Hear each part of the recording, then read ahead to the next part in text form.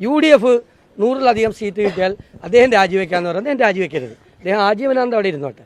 ഞാനും അദ്ദേഹമായിട്ട് മത്സരമൊന്നുമില്ല. പക്ഷേ അദ്ദേഹം പറഞ്ഞ ഒരു കാര്യം ഞാൻ ചെയ്യും. വെള്ളാപ്പള്ളി കഴിഞ്ഞ ദിവസം VD സതീശനെതിരെ പറഞ്ഞത് നമ്മൾ കേട്ടതാണ്. ഇനി ഭരണം കിട്ടുമെന്ന പ്രതീക്ഷയിൽ തന്നെയാണ് ഇപ്പോഴും UDF മുന്നോട്ട് പോകുന്നത്. അവർ സീറ്റുകളെല്ലാം ഏകദേശം ഉറപ്പിച്ചു വെച്ചു. 100 സീറ്റുകളോളം UDF ഉറപ്പിച്ച ഒരു അവസ്ഥയിലാണ് ഇപ്പോഴുള്ളത്. അത് VD സതീശനും കുഞ്ഞാലിക്കുട്ടിയുടെയൊക്കെ ഒരു ഗ്രൂപ്പിന്റെ പവർ തന്നെയാണ്.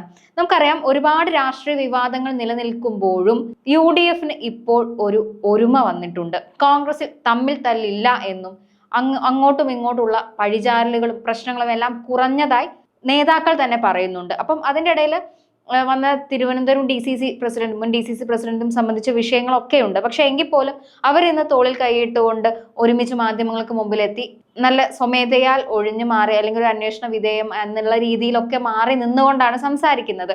അവർ തമ്മിൽ ഒരു പ്രശ്നവുമില്ല, പാർട്ടിയോട് ഒരു വിഷയവും പാലോട് രവിക്ക് ഇല്ല എന്ന് തെളിയിക്കുന്ന രീതിയിലാണ് സംസാരം മുന്നോട്ട് പോയിട്ടുള്ളത്. ഇതെല്ലാം നോക്കുന്ന സമയത്ത് VD സതീശൻ വീണ്ടും ഒരു ക്യാപ്റ്റൻ പരിവേഷത്തിലേക്ക് എത്തുകയാണ് ചെയ്യുന്നത്. നേതാക്കളെല്ലാം എടുത്തു പറയുന്നു പണ്ടുള്ള പോലെ കോൺഗ്രസിലുള്ള തമ്മിൽ തല്ലൊന്നും ഇല്ല എന്നുള്ളത്. പിന്നെ അദ്ദേഹം പറയുന്നത്, ഞാൻ ഇരിക്കുന്ന കസേരയോട് ഞാൻ മാന്യത പുലർത്തുന്നു, ആ രീതിയിൽ എനിക്ക് മറുപടി വെള്ളാപ്പള്ളിയോട് പറയാൻ പറ്റൂ എന്ന് പറയുന്നുണ്ട്. വെള്ളാപ്പള്ളി പറഞ്ഞ പരാമർശങ്ങൾക്ക് പക്ഷേ അദ്ദേഹത്തിന്റെ പ്രായവും ഞാൻ ബഹുമാനിക്കുന്നു. എന്നിട്ട് നല്ല കലക്കൻ മറുപടി അങ്ങ് കൊടുത്തു. അങ്ങനെ UDF അധികാരത്തിൽ വരുമെന്നുള്ള ഉറപ്പിലാണ് നമ്മുടെ പ്രതിപക്ഷ നേതാവ്. എന്തായാലും മറുപടിയും കൊള്ളാമായിരുന്നു. ഞാൻ പറഞ്ഞല്ലോ, ഞാൻ അന്ന് അദ്ദേഹം ഒരു കാര്യം പറഞ്ഞതിന് മാത്രമേ പറഞ്ഞുള്ളൂ, ഈഴവ വിരോധിയാണെന്ന് പറഞ്ഞതിന് ഞാൻ മറുപടി പറഞ്ഞു. എന്താണ്, ആർക്ക് വേണ്ടിയിട്ടാണ് അദ്ദേഹം സംസാരിക്കുന്നതെന്ന് എനിക്കറിയില്ല. ഞാൻ അദ്ദേഹമായിട്ട് മത്സരിക്കാനോ തർക്കത്തിനൊന്നും പോകുന്നില്ല. പക്ഷെ അദ്ദേഹം ഒരു സത്യം അതിൻ്റെ ഇടയിൽ പറഞ്ഞു. 98 സീറ്റ് UDFന് കിട്ടിയാൽ അദ്ദേഹം രാജിവെക്കുന്നു. അപ്പോൾ 97 വരെ അദ്ദേഹത്തിന് യാതൊരു സംശയമില്ല. അദ്ദേഹത്തെ പോലെ പരിണതപ്രജ്ഞനായ ഒരു സമുദായ നേതാവ്, നമ്മുടെ സംസ്ഥാനത്തെ രാഷ്ട്രീയമൊക്കെ നന്നായി നിരീക്ഷിക്കുന്ന ഒരാൾ UDFന് ഒരു 97 സീറ്റ് വരെ കിട്ടുമെന്ന് സമ്മതിച്ചിട്ടുണ്ട്. പിന്നെയുള്ളൊരു 4-5 സീറ്റുകളിൽ ഒരു 100 കവിഞ്ഞു പോകാനുള്ള കാര്യം അത് ഞങ്ങൾ കഠിനാധ്വാനം ചെയ്ത് അത് 100-ലധികം സീറ്റാക്കും. ഞാൻ അദ്ദേഹത്തുമായിട്ട് വെല്ലുവിളിയോ ഒന്നുമില്ല. പക്ഷെ അദ്ദേഹം പറഞ്ഞൊരു പ്രധാനപ്പെട്ട കാര്യമുണ്ട്. UDFനെ നല്ല ഭൂരിപക്ഷത്തോടു കൂടി അധികാരത്തിലേക്ക് തിരിച്ചു കൊണ്ടുവരാൻ കഴിഞ്ഞില്ലെങ്കിൽ ഞാൻ രാഷ്ട്രീയ വനവാസത്തിന് പോകുമെന്ന് ചോദിച്ച് ഉറപ്പായി പോകും. UDFനെ നല്ല ഭൂരിപക്ഷത്തോടു കൂടി അധികാരത്തിലേക്ക് തിരിച്ചു കൊണ്ടുവരാൻ കഴിഞ്ഞില്ലെങ്കിൽ ഞാൻ രാഷ്ട്രീയ വനവാസത്തിന് പോകും, പിന്നെ എന്നെ കാണില്ല. അത് ഞാൻ സമ്മതിക്കുന്നു, അത് ഞാൻ സ്വീകരിക്കുന്നു. അദ്ദേഹം മാറണ്ട.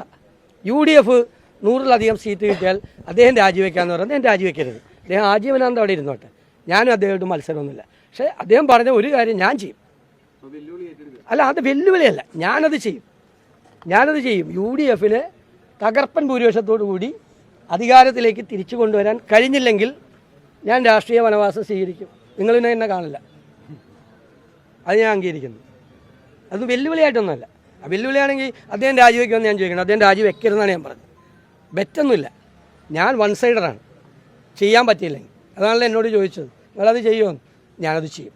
രാഷ്ട്രീയ വനവാസത്തിന് പോകും ഇത് ചെയ്യാൻ പറ്റിയില്ലെങ്കിൽ. അതാണ് എനിക്ക് പറയാം.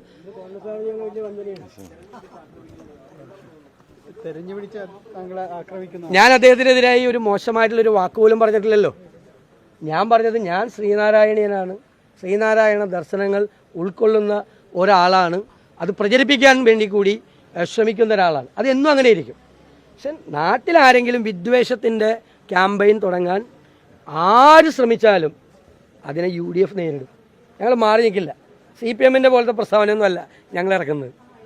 CPM ഒരു പ്രസ്താവന ഇറക്കിയല്ല. ആർക്കെതിരെയെന്ന് അവർക്ക് എഴുതിയവർക്ക് പോലും അറിയില്ല ഇത് പ്രസ്താവന. അതൊന്നുമല്ല. ആര് പറഞ്ഞാലും, ന്യൂനപക്ഷ വർഗീയത കേരളത്തിൽ പറഞ്ഞാലും ഭൂരിപക്ഷ വർഗീയത പറഞ്ഞാലും UDF അതിനെ എതിർക്കും, ശക്തിയായിട്ട് എതിർക്കും. അത് ടീം UDFൻ്റെ തീരുമാനമാണ്. ഞങ്ങളതിനെ എതിർക്കും. ഞങ്ങൾ വർഗീയത പറഞ്ഞല്ല വോട്ട് പിടിക്കാൻ ശ്രമിക്കുന്നത്. ഞങ്ങൾ കേരളത്തെ രക്ഷിക്കും. ഈ തകർച്ചയിൽ നിന്ന് ഞങ്ങൾ കേരളത്തെ രക്ഷിക്കും. ഞങ്ങൾക്കതിന് പദ്ധതികളും പരിപാടികളും ഉണ്ട്. അത് ഞങ്ങൾ സമയത്ത് പ്രഖ്യാപിച്ച് ജനങ്ങളെ വിശ്വാസത്തിലെടുത്ത് നല്ല ഭൂരിപക്ഷം നേടി അധികാരത്തിൽ വരും. ആർക്ക് വേണ്ടിയിട്ടാണ് ഇത് പറയുന്നതെന്ന് എനിക്കറിയില്ല. എന്തിനാണ് ഞാൻ പറഞ്ഞല്ലോ, നമ്മൾ വർഗീയ വിദ്വേഷം പ്രചരിപ്പിക്കുന്നതിനെ മാത്രമേ നമ്മൾ എതിർക്കുള്ളൂ. അല്ലാതെ വ്യക്തികളായിട്ട് നമുക്കെന്താ പ്രശ്നം? നമ്മൾ സമുദായങ്ങളായിട്ട് ഏതെങ്കിലും പ്രശ്നമുണ്ടോ? ഏതെങ്കിലും സമുദായമായിട്ട് നമുക്ക് ഒരു വിഷയമില്ലല്ലോ.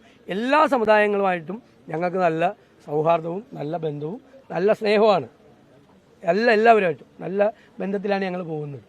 മറുപടി പറഞ്ഞല്ലോ, പറയാനുള്ള മറുപടി പറഞ്ഞു. പിന്നെ എന്നെക്കുറിച്ച് ഉപയോഗിച്ച ഭാഷ, ആ ഭാഷയിൽ ഞാനെങ്ങനെ മറുപടി പറയണത്? ഒന്ന്, ഞാനൊരു സ്ഥാനത്തിരിക്കുന്നു, ഞാൻ ഇരിക്കുന്ന കസേരയോട് എനിക്ക് നല്ല ബഹുമാനമുണ്ട്. ആ കസേരയിൽ ഇരുന്നുകൊണ്ട് അത്തരം വാക്കുകൾ ഉപയോഗിക്കാൻ പാടില്ല. പിന്നെ ഇത് ആരാണ് പറഞ്ഞത്? ഏകദേശം 90 വയസ്സിൻ്റെ അടുത്തെത്തിയിരിക്കുന്ന ഒരാളാണ് പറഞ്ഞത്. ഞാൻ വല്ലതും മോശമായിട്ട് പറയാമോ? പറയാൻ പാടില്ല. ആ ഔചിത്യം ഞാൻ കാണിക്കണ്ടേ?